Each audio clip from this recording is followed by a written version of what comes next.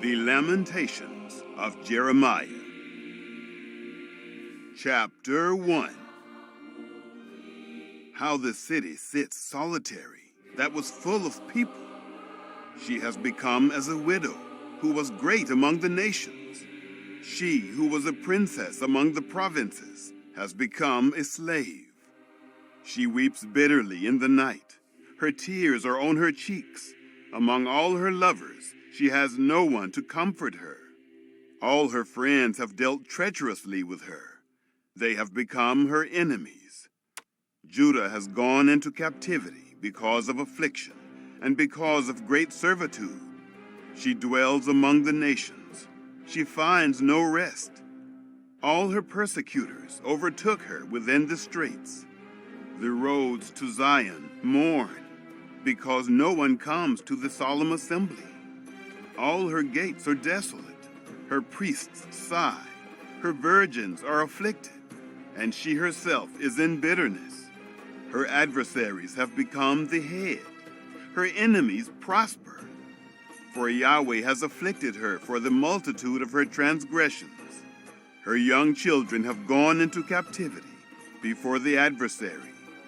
All majesty has departed from the daughter of Zion. Her princes have become like deer that find no pasture. They have gone without strength before the pursuer. Jerusalem remembers in the days of her affliction and of her miseries all her pleasant things that were from the days of old, when her people fell into the hand of the adversary, and no one helped her. The adversaries saw her. They mocked at her desolations. Jerusalem has grievously sinned. Therefore she has become unclean. All who honored her despise her, because they have seen her nakedness. Yes, she sighs and turns backward. Her filthiness was in her skirts. She didn't remember her latter end. Therefore she has come down astoundingly. She has no comforter. See, Yahweh, my affliction, for the enemy has magnified himself. The adversary has spread out his hand on all her pleasant things, for she has seen that the nations have entered into her sanctuary, concerning whom you commanded that they should not enter into your assembly. All her people sigh. They seek bread. They have given their pleasant things for food to refresh their soul. Look, Yahweh, and see, for I have become despised. Is it nothing to you, all you who pass by? Look and see if there is any sorrow like my sorrow, which is brought on me, with which Yahweh has afflicted me in the day of his fierce anger. From on high has he sent fire into my bones, and it prevails against them. He has spread a net for my feet. He has turned me back. He has made me desolate, and I faint all day long. The yoke of my transgressions is bound by his hand. They are knit together. They have come up on my neck. He made my strength fail. The Lord has delivered me into their hands, against whom I am not able to stand. The Lord has set at nothing all my mighty men within me. He has called a solemn assembly against me to crush my young men. The Lord has trodden the virgin daughter of Judah as in a winepress. For these things I weep. My eye runs down with water, because the Comforter who should refresh my soul is far from me. My children are desolate, because the enemy has prevailed. Zion spreads out her hands. There is no one to comfort her. Yahweh has commanded concerning Jacob that those who are around him should be his adversaries. Jerusalem is among them as an unclean thing. Yahweh is righteous, for I have rebelled against his commandment. Please hear, all you peoples, and see my sorrow. My virgins and my young men have gone into captivity. I called for my lovers, but they deceived me. My priests and my elders gave up the spirit in the city, while they sought food for themselves to refresh their souls. Look, Yahweh, for I am in distress. My heart is troubled. My heart turns over within me, for I have grievously rebelled. Abroad the sword bereaves. At home it is like death. They have heard that I sigh. There is no one to comfort me. All my enemies have heard of my trouble. They are glad that you have done it. You will bring the day that you have proclaimed, and they will be like me. Let all their wickedness come before you. Do to them as you have done to me for all my transgressions. For my sighs are many, and my heart is faint. Chapter 2. How has the Lord covered the daughter of Zion with a cloud in his anger? He has cast the beauty of Israel down from heaven to the earth, and hasn't remembered his footstool in the day of his anger. The Lord has swallowed up all the dwellings of Jacob without pity. He has thrown down in his wrath the strongholds of the daughter of Judah. He has brought them down to the ground. He has profaned the kingdom and its princes. He has cut off all the horn of Israel in fierce anger. He has drawn back his right hand from before the enemy. He has burned up Jacob like a flaming fire, which devours all around. He has bent his bow like an enemy. He has stood with his right hand as an adversary, has killed all that were pleasant to the eye. In the tent of the daughter of Zion, he has poured out his wrath like fire. The Lord has become as an enemy. He has swallowed up Israel. He has swallowed up all her palaces. He has destroyed his strongholds. He has multiplied mourning and lamentation in the daughter of Judah. He has violently taken away his tabernacle, as if it were of a garden. He has destroyed his place of assembly. Yahweh has caused solemn assembly and Sabbath to be forgotten in Zion. In the indignation of his anger, he has despised the king and the priest. The Lord has cast off his altar. He has abhorred his sanctuary. He has given the walls of her palaces into the hand of the enemy. They have made a noise in Yahweh's house, as in the day of a solemn assembly. Yahweh has purposed to destroy the wall of the daughter of Zion. He has stretched out the line. He has not withdrawn his hand from destroying. He has made the rampart and wall lament. They languish together. Her gates have sunk into the ground. He has destroyed and broken her bars. Her king and her princes are among the nations where the law is not. Yes, her prophets find no vision from Yahweh. The elders of the daughter of Zion sit on the ground. They keep silence. They have cast up dust on their heads. They have clothed themselves with sackcloth. The virgins of Jerusalem hang down their heads to the ground. My eyes fail with tears. My heart is troubled. My liver is poured on the earth because of the destruction of the daughter of my people, because the young children and the infants swoon in the streets of the city. They ask their mothers, "Where is grain and wine?" When they swoon as the wounded in the streets of the city, when their soul is poured out into their mother's bosom. What shall I testify to you?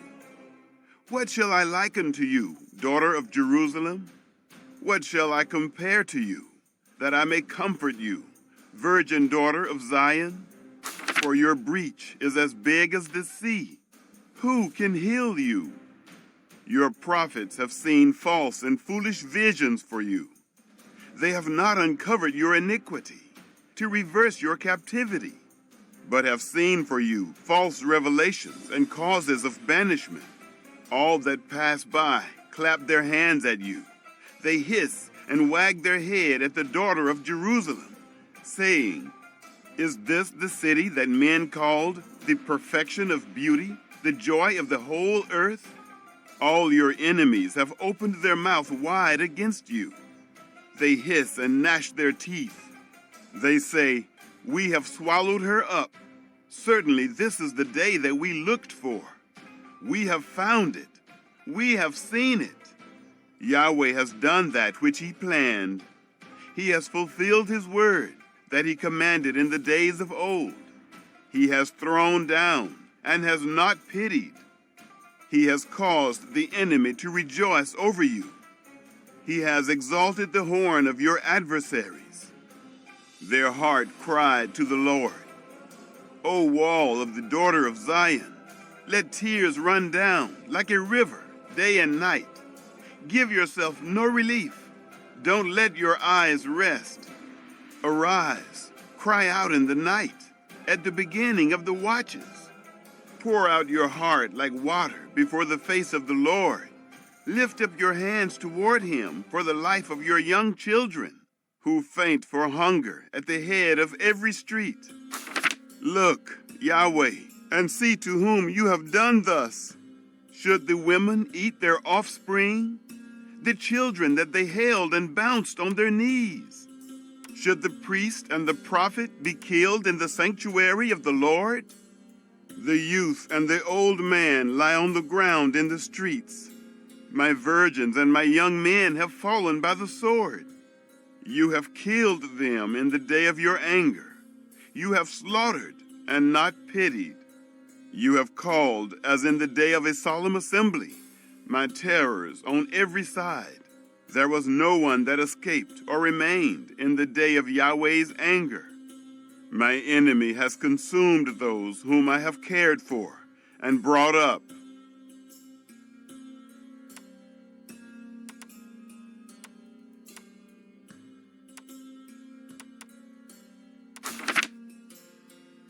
Chapter 3. I am the man who has seen affliction by the rod of his wrath. He has led me and caused me to walk in darkness and not in light. Surely he turns his hand against me, again and again, all day long. He has made my flesh and my skin old. He has broken my bones. He has built against me and surrounded me with bitterness and hardship. He has made me dwell in dark places, as those who have been long dead. He has walled me about so that I can't go out. He has made my chain heavy. Yes, when I cry and call for help, he shuts out my prayer. He has walled up my ways with cut stone. He has made my paths crooked. He is to me as a bear lying in wait, as a lion in secret places. He has turned away my ways and pulled me in pieces. He has made me desolate. He has bent his bow and set me as a mark for the arrow. He has caused the shafts of his quiver to enter into my kidneys. I have become a derision to all my people, and their song all day long. He has filled me with bitterness. He has stuffed me with wormwood. He has also broken my teeth with gravel. He has covered me with ashes. You have removed my soul far away from peace. I forgot prosperity. I said, my strength has perished, along with my expectation from Yahweh. Remember my affliction and my misery, the wormwood and the bitterness. My soul still remembers them and is bowed down within me. This I recall to my mind, therefore I have hope. It is because of Yahweh's loving kindnesses that we are not consumed, because his compassion doesn't fail. They are new every morning. Great is your faithfulness. Yahweh is my portion, says my soul. Therefore I will hope in him. Yahweh is good to those who wait for him, to the soul who seeks him. It is good that a man should hope and quietly wait for the salvation of Yahweh. It is good for a man that he bear the yoke in his youth. Let him sit alone and keep silence, because he has laid it on him. Let him put his mouth in the dust, if it is so that there may be hope. Let him give his cheek to him who strikes him. Let him be filled full of reproach, for the Lord will not cast off forever. For though he causes grief, yet he will have compassion, according to the multitude of his loving kindnesses. For he does not afflict willingly, nor grieve the children of men. To crush underfoot all the prisoners of the earth, to turn away the right of a man before the face of the Most High, to subvert a man in his cause, the Lord doesn't approve. Who is he who says, and it comes to pass, when the Lord doesn't command it? Doesn't evil and good come out of the mouth of the Most High? Why does a living man complain, a man for the punishment of his sins? Let us search and try our ways, and turn again to Yahweh. Let's lift up our heart with our hands to God in the heavens. We have transgressed and have rebelled. You have not pardoned. You have covered us with anger and pursued us. You have killed. You have not pitied. You have covered yourself with a cloud, so that no prayer can pass through. You have made us an offscouring and refuse in the middle of the peoples. All our enemies have opened their mouth wide against us. Terror and the pit have come on us, devastation and destruction. My eye runs down with streams of water for the destruction of the daughter of my people. My eye pours down and doesn't cease, without any intermission, until Yahweh looks down and sees from heaven. My eye affects my soul because of all the daughters of my city. They have chased me relentlessly like a bird, those who are my enemies without cause. They have cut off my life in the dungeon and have cast a stone on me. Waters flowed over my head.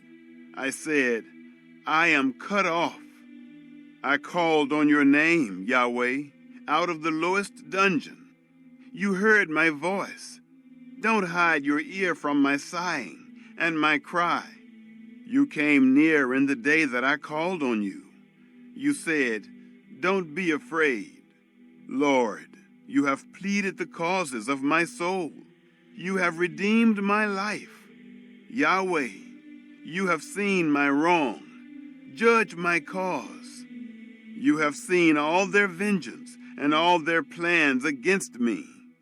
You have heard their reproach, Yahweh, and all their plans against me, the lips of those that rose up against me, and their plots against me all day long. You see their sitting down and their rising up. I am their song. You will pay them back, Yahweh, according to the work of their hands. You will give them hardness of heart, your curse to them. You will pursue them in anger and destroy them from under the heavens of Yahweh.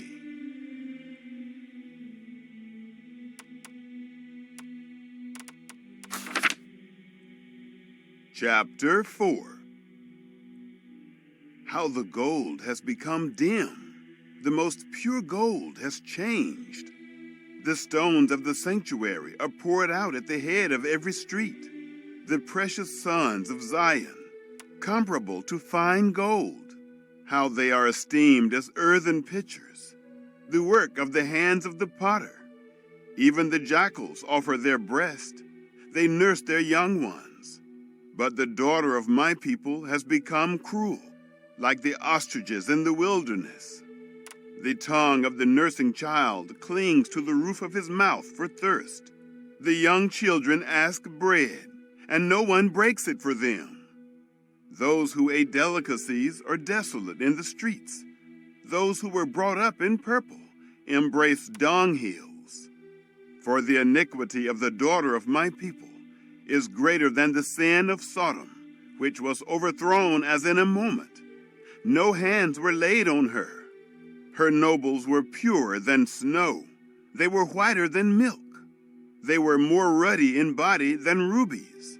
Their polishing was like sapphire. Their appearance is blacker than a coal. They are not known in the streets. Their skin clings to their bones. It is withered. It has become like a stick. Those who are killed with the sword are better than those who are killed with hunger. For these pine away, stricken through, for lack of the fruits of the field. The hands of the pitiful women have boiled their own children. They were their food in the destruction of the daughter of my people. Yahweh has accomplished his wrath. He has poured out his fierce anger.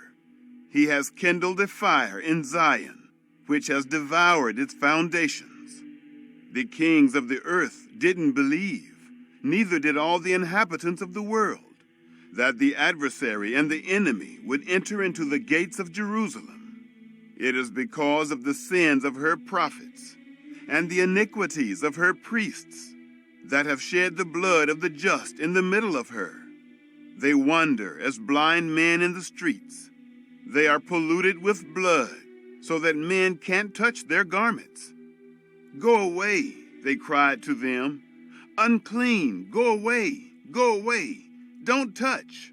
When they fled away and wandered, men said among the nations, they can't live here anymore. Yahweh's anger has scattered them. He will not pay attention to them anymore. They didn't respect the persons of the priests. They didn't favor the elders. Our eyes still fail, looking in vain for our help. In our watching, we have watched for a nation that could not save. They hunt our steps so that we can't go in our streets. Our end is near. Our days are fulfilled, for our end has come. Our pursuers were swifter than the eagles of the sky. They chased us on the mountains. They set an ambush for us in the wilderness. The breath of our nostrils, the anointed of Yahweh, was taken in their pits, of whom we said, under his shadow we will live among the nations. Rejoice and be glad, daughter of Edom, that dwells in the land of Uz. The cup will pass through to you also. You will be drunken and will make yourself naked. The punishment of your iniquity is accomplished, daughter of Zion. He will no more carry you away into captivity. He will visit your iniquity, daughter of Edom. He will uncover your sins. Chapter 5. Remember, Yahweh, what has come on us. Look and see our reproach. Our inheritance has been turned over to strangers, our houses to aliens. We are orphans and fatherless. Our mothers are as widows. We have drunken our water for money. Our wood is sold to us. Our pursuers are on our necks. We are weary and have no rest. We have given our hands to the Egyptians and to the Assyrians to be satisfied with bread. Our fathers sinned and are no more.